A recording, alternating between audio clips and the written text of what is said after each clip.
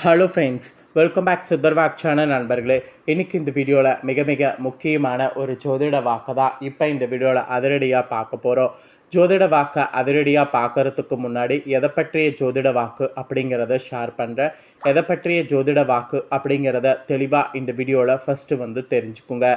தற்போது ஆங்கில மாதத்தில் 2வது மாதமான பிப்ரவரி மாதமானது பிறந்து நடந்துகிட்ருக்கு.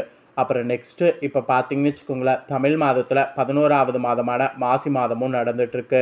ஆக்சுவலி இது ஒரு முக்கியமான மாதங்கள் என்று சொல்லலாம். இதில் பிப்ரவரியுடைய 26ஆம் தேதி ஒரு அதிமுக்கியமான நாள் என்று சொல்லலாம். அப்படி என்ன அதிமுக்கியமான நாள் அப்படின்னு கேட்குறீங்களா? இந்த நாளில் சிவராத்திரியானது வருது. வரக்கூடிய சிவராத்திரி மாசி மாதத்தில் தேய்பிரையில் வரக்கூடிய சிவராத்திரி. கரெக்டாக மாசியுடைய 14ஆம் நாள் புதன்கிழமை சிவராத்திரி வருது. இந்த சிவராத்திரி மற்ற மாதங்களில் வரக்கூடிய சிவராத்திரி காட்டிலும் அதிக சிறப்புடையது. ஏன்னா மாசியில் வரக்கூடிய சிவராத்திரி தான் மகா சிவராத்திரி என்று அழைக்கப்படுது.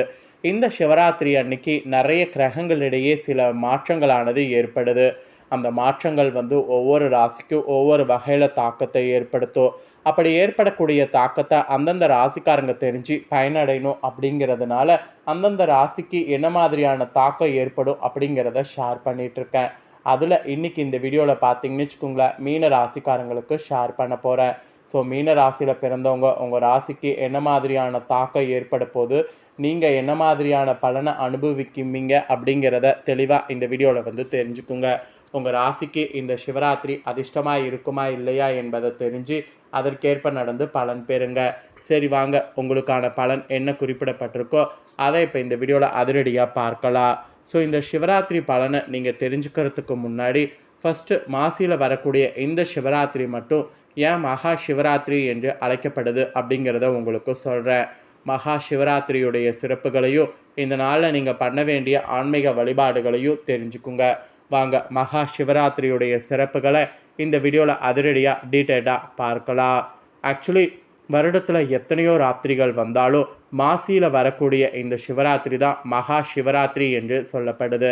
ஆக்சுவலி இது சிறப்பு வாய்ந்த ஒரு சிவராத்திரியாக சொல்லப்படுது. இந்த தினம் கோள்களுடைய அமைப்பு இயற்கையாகவே உயர் சக்தி மேல் நோக்கி எழும்ப செய்யும். அதுதான் இந்த சிவராத்திரியுடைய சிறப்பு. அதனால தான் இந்த நாள் முழுக்க இரவு 12லேருந்து 6 மணி வரை ஒருவர் நீங்கள் விழிப்போடு இருந்தீங்கன்னா இயற்கையாக உங்களில் இருக்கக்கூடிய உயர் சக்தியும் மேல் நோக்கி நகர்ந்துடும் என்று சொல்லப்படுது. இந்த காரணத்தினால தான் ஆன்மீகவாதிகளும் சித்தர்களும் இந்த நாளில் இரவு விடிய விடிய கண் விழித்து இருக்க வேண்டும் என்று கூறியிருக்கிறாங்க. இப்பேற்பட்ட சக்தி வாய்ந்த இந்த மகா சிவராத்திரி அன்னைக்கு சிவனுக்கு ரொம்ப பிடித்த மந்திரமான ஓம் நமச்சிவாயா என்ற மந்திரத்தை ஜபித்து முக்கண் முதல்வனை வணங்கணும். அப்படி நீங்கள் வணங்கினீங்கன்னா நீங்கள் நினைத்ததை பெறலாம் என்பது சொல்லப்படுது. சிவம் என்றாலே மங்களம் என்று பொருள். சர்வ மங்களங்களையும் அருள்கூடிய அற்புதமான திருநாள் இந்த திருநாள். அதனால் இந்த சிவராத்திரி அன்று யாருமே நீங்கள் சிவ வழிபாடு செய்யாமல் இருக்கக்கூடாது என்று ஆன்றோர்களே கூறியிருக்கிறாங்க. அதாவது யார் ஒருவரும் இந்த நாளில் சிவ வழிபாடு செய்யாமல் இருக்கக்கூடாது என்று கூறியிருக்கிறாங்க. சிவராத்திரி அன்னைக்கு சிவ வழிபாட்டில் ஈடுபட்டிங்கன்னா வாழ்வில் உங்களுக்கு துன்பங்கள்லாம் இருந்ததுன்னா அது நீங்கி இன்பங்கள் பெறலாம் என்பது ஐதீகம். அப்புறம் சிவராத்திரி விரதம் இருக்கிறதுனால தெரியாமல் செய்த பாவங்களோடு தெரிந்தே பாவங்கள் செய்திருந்தாலும் அவையும் நம்ம விட்டு நீங்கி போகும் என்பது நம்பிக்கை. இது நம்பிக்கை மட்டும் கிடையாது, இது நடந்துருக்கும் கூட. ஸோ சிவராத்திரி விரதத்தால் நமது புலன்களை வென்று மனதை அடக்கி நீண்ட ஆயுள், உடல் ஆரோக்கியம் இதெல்லாம் பெறலாம்.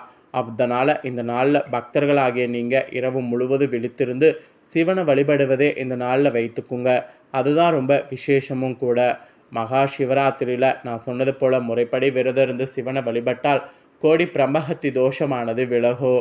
காசில் வீடு பேரடைந்த பலனும் கிடைக்கும். சகல செல்வங்களும் மகிழ்ச்சியும் சேரும். இது அடித்து ஆணித்தனமாக சொல்லப்படுது.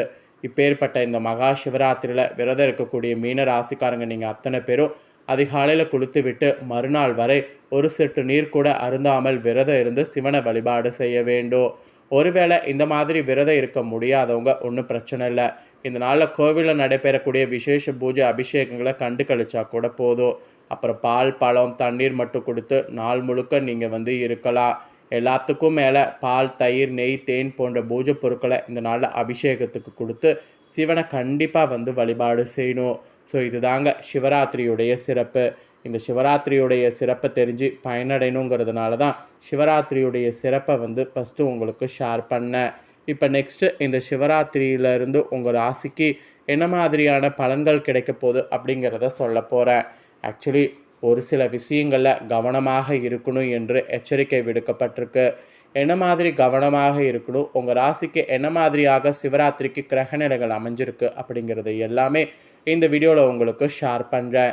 எல்லா தகவல்களையுமே மீன ராசிக்காரங்க தெளிவாக இந்த வீடியோவில் வந்து தெரிஞ்சுக்குங்க. ஃபஸ்ட்டு கிரகநிலைகள் எப்படி அமைஞ்சிருக்குங்கிறத பார்க்கலாம் வாங்க. ராசிக்கு 3-8 இடங்களுக்கு அதிபதியான சுக்கிரன் உச்சம் பெற்று ராகுவோடு இணைந்திருக்கிறாரு. ராசிக்கு 3வது இடத்துல குரு பகவான் இருக்கிறாரு. சுக்கிரன் குரு பரிவர்த்தனையானது நடைபெற இருக்கு. அப்புறம் 4ஆம் இடமான சுகஸ்தானத்தில் பார்த்தீங்கன்னு வச்சுக்கோங்களேன், உங்களுக்கு செவ்வாய் பகவான் வக்ரம் பெற்று அமர்றாரு. அப்புறம் ராசிக்கு 7வது இடத்துல கேது அமர்ந்திருக்கிறாரு. உங்கள் ராசிக்கு 12வது இடமான அயனசயன போகஸ்தானத்தில் சனி புதன் சூரியன் இருக்கிறாங்க. இந்த மாதிரி தான் கிரகநிலைகள் உங்களுக்கு அமைஞ்சிருக்கு.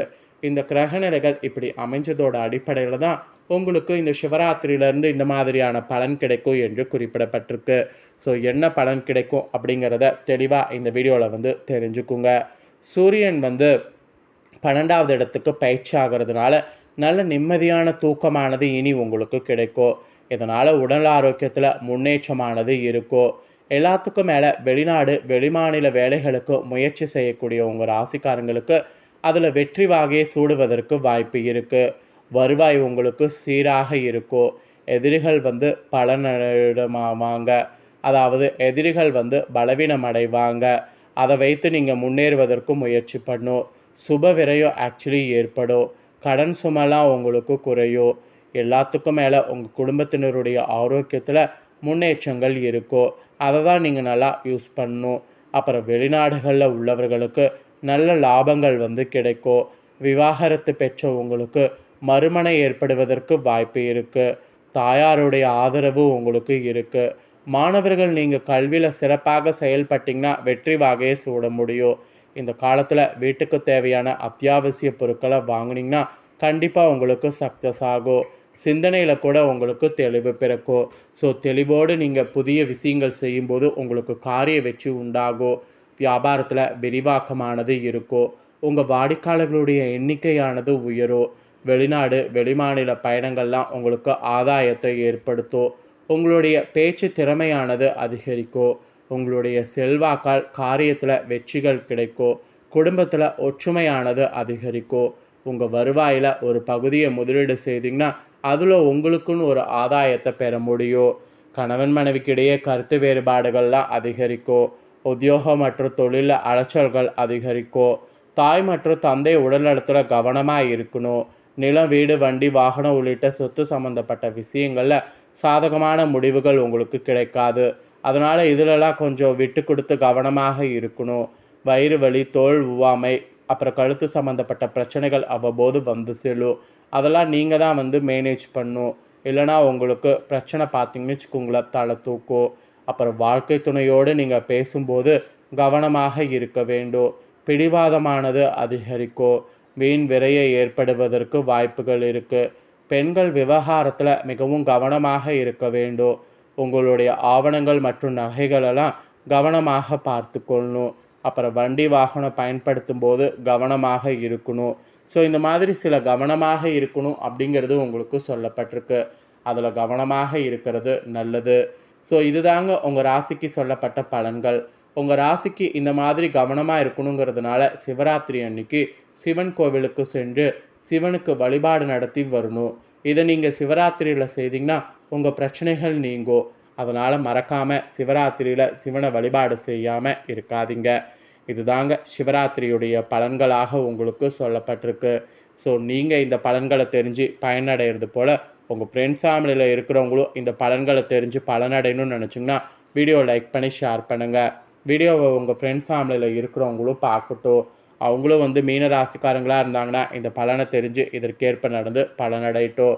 ஸோ நெக்ஸ்ட்டு இதே போல் நம்ம சேனலில் புதிய வீடியோலாம் போடப்படும். அதை எல்லாத்தையுமே உடனுக்குடனே தெரிந்து கொள்ள மறக்காமல் நம்ம சேனலை சப்ஸ்கிரைப் பண்ணுங்கள். கூட பெல் பண்ண ப்ரெஸ் பண்ணுங்கள். அதை பண்ணிட்டீங்கன்னா நான் போகிற மற்ற அப்டேட்டான எல்லா வீடியோஸும் உடனுக்குடனே தெரிந்து கொள்ளலாம். ஸோ மறக்காமல் பண்ணுங்கள். நெக்ஸ்ட்டு இதே போல் சுவாரஸ்யமாக வேறொரு புதிய அப்டேட்டான தகவல்களோடு மீண்டும் இன்னொரு புதிய வீடியோவில் உங்களை சந்திக்கிறேன். சப்ஸ்கிரைப் பண்ணுங்கள். நன்றி.